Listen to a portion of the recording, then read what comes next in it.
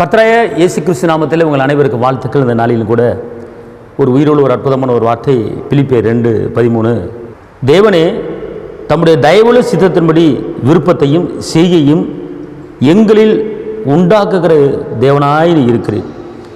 தயவுள்ள சித்தத்தின்படி, தயவுள்ள இரக்கத்தின்படி எங்களுடைய விருப்பத்தையும் எங்களுடைய நினைவுகளையும் எங்களுடைய வாழ்க்கையில் நிறைவேற்ற நீர் வல்லவராக இருக்கிறேன். அன்பார்ந்தவர்களே, கர்த்தருடைய கரம் கூட இருந்து எல்லையை பெரிதாக்கி ஆசீர்வதித்து தீங்கு அணுகாமல் அவர் பாதுகாக்கிற ஒரு தெய்வம். அதாவது உங்கள் வாழ்க்கையில் நீங்கள் பல காரியங்களை விரும்பலாம்.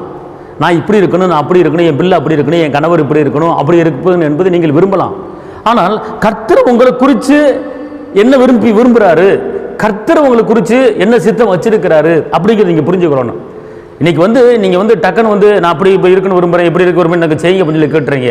ஆனால் நீங்கள் விரும்புகிறீங்க. ஆனால் கர்த்தர் சொல்கிறார், உன்னை குறித்து நான் இப்படி விரும்பலப்பா, உன்னை குறித்து நான் அப்படி விரும்பி வச்சிருக்கிறேன் அப்படிங்கிறார்.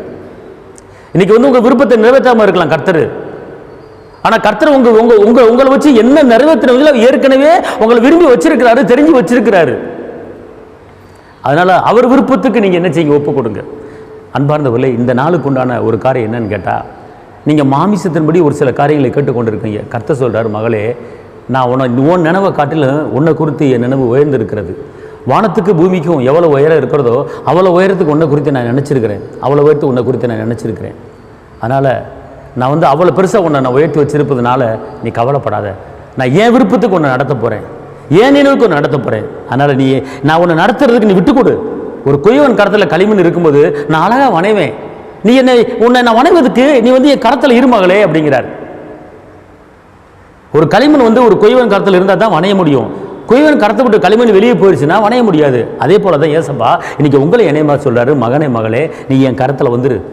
நீ நீ சும்மா என் நாமத்தை மையப்படுத்தி தூச்சிக்கிட்ட கொண்டு இரு, வேற ஒன்றும் செய்ய வேணாம். நான் உன்னை வணையிறேன், நான் உன்னை உருவாக்குறேன், உன்னை நடத்துகிறேன், உன்னை பெரிய இடத்துல கொண்டு வைக்க போகிறேன். அதனால் என்கிட்ட வந்துரு, நான் உன்னை குறித்து அப்படி தான் நினச்சி வச்சிருக்கிறேன் அப்படிங்கிறார். அதனால் அன்பார்ந்தவர்களே, இந்த நாளிலே உங்கள் விருப்பத்தை கர்த்தருக்கு சொல்லுங்கள், உங்கள் எண்ணத்தை கர்த்தர் சொல்லுங்கள். ஏசப்பா, நீங்கள் என்னை வச்சு எப்படி பயன்படுத்த போகிறீங்க அப்படி நீங்கள் பயன்படுத்துங்க.